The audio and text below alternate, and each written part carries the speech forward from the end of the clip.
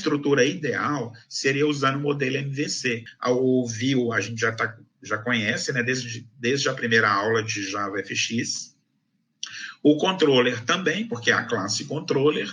E o model é onde ficam os dados, né? Então, na verdade, pessoal, aqui em funcionário.java ficam os atributos e os comportamentos de funcionário. Então, por exemplo, os métodos getters e setters, de nome, setor, etc., fica tudo aqui em funcionário. Se eu tenho uma função chamada calcular salário, vai ficar aqui em funcionário. Aí a gente cria também, aqui fazendo parte do model, uma outra classe chamada funcionário DAO.java. Não tem que ter esse nome não, tá? Mas a maioria cria com esse nome, porque DAO quer dizer Data Access Object. O funcionário DAO é onde vão ter os métodos de incluir, excluir, alterar e consultar.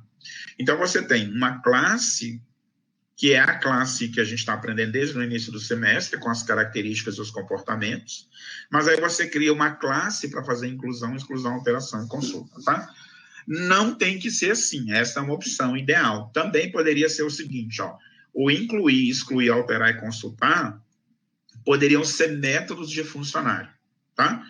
Então, eu poderia ter funcionário com incluir, excluir, alterar e consultar. Mas é bacana separar as entidades dos dados. Por isso que a gente diz que o model, ele tem as entidades e os dados. Então, esta é a estrutura ideal. A classe controller, ela não faz inclusão, exclusão, não.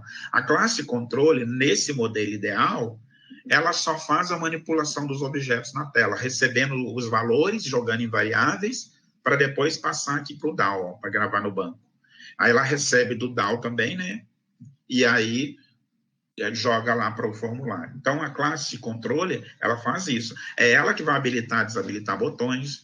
A classe controller, então, ela cuida do comportamento na tela e ela fica como se fosse um mensageiro entre a tela e o banco de dados, tá? E aí, a funcionários controller.fxml, como a gente já viu, é o formulário. Aqui nós vamos simplificar. A estrutura que nós vamos usar vai ser só o view e o controller. Nós não vamos criar a classe funcionário e nem funcionário DAO, tá? Na própria controller, nós vamos criar os métodos de incluir, excluir, alterar e consultar, tá? Então, é isso, ó. Nossos métodos de inclusão, exclusão, alteração vão estar aqui na controller. Nós vamos padronizar os nossos objetos e as nossas variáveis. Como assim padronizar os nossos objetos e as nossas variáveis? Quando o usuário digita alguma coisa aqui no text box, eu pego isso que ele digitou no text box e jogo numa variável, não é assim? Eu posso já jogar o text box direto no banco? Posso, pessoal, mas é muito confuso isso, tá? Por exemplo, imagina se é aqui, ó, o sexo, por exemplo. Eu não tenho como jogar o Rachel Bottom no banco, no banco de dados eu vou gravar masculino ou feminino. Aqui eu tenho que testar se o RDO masculino e select true, então a variável sexo recebe masculino, concorda? Se não, a variável sexo recebe feminino. Então, a lógica é a seguinte, a gente pega o atributo, o campo que está aqui na view, joga numa variável e depois a gente joga no banco de dados a variável. Como é que chamam os atributos no banco de dados que vocês criaram? COD func, para código do funcionário, nome func, sexo func, bairro func, setor func, sal func. Não são esses os nomes dos campos? Quais os nomes que eu sugiro que vocês deem para os objetos? Você não vai chamar esse cara aqui de código e esse aqui de nome. Como é que você vai chamar esse bendito text box? TXT code func. Concorda? Só que aí vale a regra do Java que vocês já aprenderam, né? A segunda palavra em caixa alta e a terceira também. Por isso que não vai ficar igualzinho aqui, ó. Aqui é code func, mas aqui o C vai ficar maiúsculo, porque aqui é a segunda palavra. Então, estão vendo o padrão, ó? Code func, aqui vai ser TXT code func. Lá no banco de dados é nome func. Como é que eu vou chamar esse text box? TXT nome func. Como é que se chama sexo func? Aí aqui eu tenho um problema. Aí eu vou chamar de RDO masculino e RDO feminino.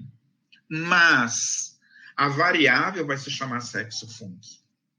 Então, olha que legal, gente. No banco de dados, chama code func. O meu text box se chama txt code func. A minha variável vai ter o mesmo nome do banco de dados, COD e FUNC. Ó, então, as variáveis, você usa o mesmo nome que está no banco de dados. Porque o que eu vou fazer? O TXT COD e FUNC, eu vou armazenar na variável COD e FUNC. O TXT nome FUNC, eu vou armazenar na variável nome FUNC. Então, se você usar esse padrão, você não fica perdido, tá? Como é que você chama meu text box nome do funcionário? Igual no banco. No banco é nome FUNC, então é que eu vou chamar nome FUNC. Então, é isso. Os setores já precisam vir pré-preenchidos, como vocês viram ali. Quando eu cliquei no setor, já carregava esses 4. E aí você escolhia o setor. Habilitar ou desabilitar objetos. Deixaremos as regras de habilitar ou desabilitar objetos para um segundo momento, quando tudo estiver funcionando. Mas se você não tem problema com isso e já quer brincar, já vai fazer isso. Tá? Vocês vão criar os métodos onBTN incluir, onBTN excluir, onBTN alterar, onBTN consultar, onBTN confirmar e onBTN limpar. Concorda comigo? Esses métodos que vocês vão criar, vocês vão associar aos botões. Nós já aprendemos a fazer isso em aulas passadas. Então, o que vai acontecer? Ó? O onBTN incluir, você vai associar o evento clique do incluir lá no CineBuilder. O onBTN consultar, no evento clique do consultar lá no CineBuilder. O onBTN excluir, o onBTN alterar. Cuidado que o onBTN incluir, excluir, alterar e consultar, eles só vão habilitar os objetos. Eles não vão fazer inclusão, exclusão, alteração e consulta ainda não. Vai ter um outro método, excluir, incluir, alterar e consultar. Claro, porque quando o usuário clica no objeto, por exemplo, ele clica em incluir. Deixa eu continuar a lógica aqui para ser mais fácil. Quando o usuário clicar em incluir, vocês viram o que aconteceu? Eu desabilitei o objeto código, porque ele não vai digitar o código na inclusão, e habilitei os demais. Concorda? E aí, quando o usuário clicou em confirmar, é que eu perguntei, a operação é igual a incluir? Ou seja, anteriormente o usuário selecionou incluir, então por isso que na hora que ele clica em incluir, eu tenho uma variável operação que ela recebe incluir. É lógico que essa variável operação não pode ser criada no botão incluir, senão o botão excluir não vai saber que essa variável existe. Cria uma mensagem system.out.println evento X. Por exemplo, no botão incluir, você põe uma mensagem system.out.println evento onBTN incluir. Só para depois, quando você testar, clicar, apareceu a mensagem, beleza, olha, então realmente está funcionando. O evento está funcionando. Então, põe uma mensagem assim, a título de teste. Cria uma variável privada operação. Quando o cara clicar em onBTN incluir, a operação vai receber incluir. Quando ele clicar em onBTN excluir, a operação excluir. O alterar e consultar não precisa, porque você vai habilitar o alterar e consultar quando ele clicar no incluir. O alterar e excluir, perdão. O alterar e excluir, ele só vai alterar e excluir depois que ele clicar em consultar. Porque primeiro ele precisa consultar para ver os dados, para depois ele alterar ou excluir. Então, ó, cria os métodos, incluir, excluir, alterar e consultar. Então, não é a mesma coisa, né? Você vai ter o botão onBTN incluir. Ele vai chamar o método incluir. Mas antes dele chamar o método incluir, ele vai fazer o quê? Ele vai desabilitar o botão, o text box de código, porque o usuário não pode digitar o código, e vai habilitar os demais.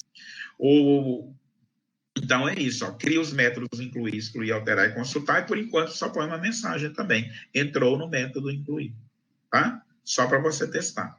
Depois a gente vai brincar de criar o código de incluir acessando o banco. Beleza? Então, aqui a dica é essa. Ó, a última. Objetos que a sua classe controller vai ter. Vai ter o text box, código, nome, RDO masculino, feminino, bairro, TXT, sal. Vai ter o combo box setor e o LBL mensagem. Quais são os botões que você vai ter? Esses botões aqui. Quais são as variáveis que você vai criar para receber os dados? Essas variáveis aqui. Correto? E mais a variável operação. É isso que você vai criar. E aí, como eu falei, cria os eventos e testa se o evento está funcionando.